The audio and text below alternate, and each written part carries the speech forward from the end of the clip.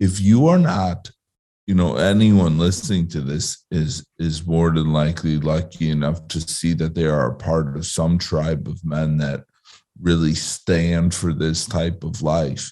Yet if you don't have these people in your life, and you are unable to express yourself and have these conversations and be okay with breaking down and crying and understanding that this is all a part of the game. It doesn't mean you're losing. It doesn't mean you're weak. It doesn't mean you're a pussy. It's a part of the human experience. And that's what I wanted for you to that you shared, is that you took these things and time to do all this stuff, because if not, it would have later on plagued you for sure. Oh yeah. There's several things that I can kind of lay out that I think is really important. One, identifying, being able to, what I would call is create a space between when you start to feel something, and I talk about this with anger, when you start to feel or notice a new emotion come up, a way to take space, like whether that's going away for a second, breath work, whatever it is, to identify really what's going on, what's happening, what was maybe the trigger, and then, or what are some outcomes right now, the way I'm acting, and why are those? So that one day I noticed I was really irritable with people. I was really irritable with my wife, and I was frustrated. And I'm like, I had that space where like, okay, you know what I know works for me is getting clear, getting my brain clear, going into the woods, doing something in nature where I can just think without distraction. I didn't want to. I didn't want to. I didn't want to take time to do that.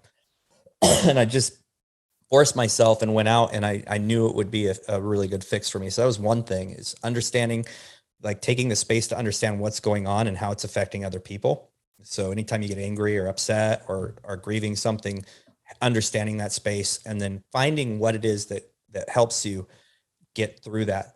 The other one, and I'm not going to name names, but I will tell you, I have a close tribe of men, about 6 of them, that when things are really rough or I need help, I message them all that same message. Like, I am hurting and I feel guilty and I missed these massive cues. What is wrong with me? Like, I think I could have prevented this. And 4 out of 6 of them was like, oh, it's okay, you're fine. It was real, they were in the middle of something and they didn't have the time or the wherewithal to really answer in a way that was, going to give me any perspective that would help. They were just throwing a Band-Aid at it, which is how I kind of felt about how I was texting back with Josh. I mean, with Eric before this. And it wasn't what I needed at the time. But I had 2 friends who sent me messages that reshaped my head. It actually forced space in me. Wait, Scott, you are thinking about this incorrectly. And they love me enough to tell me, you got it wrong. Like you got it wrong, and you need to talk it out or figure it out right away, because you cannot live in that space. So that's another thing, is having more than enough people, so that, because there's going to be some that fail at times, just because we're human, we got our own stuff going on. And I look back on those texts I sent Eric. I'm like, that was just dumbass. It was advice, and he didn't need advice. He needed to hear somebody. He needed to know somebody heard that he was really hurting. He did not need advice. And so I don't beat myself up over that anymore, because like I said, I can now see the entire equation. It makes a lot of sense. But so that having a tribe, not just one, but having a tribe, and then being vulnerable, 100% vulnerable. I am in pain. And so I want to publicly absolutely thank all 6 of those guys for being freaking amazing. And no one should have any guilt on that conversation, but because I had multiple people to draw on.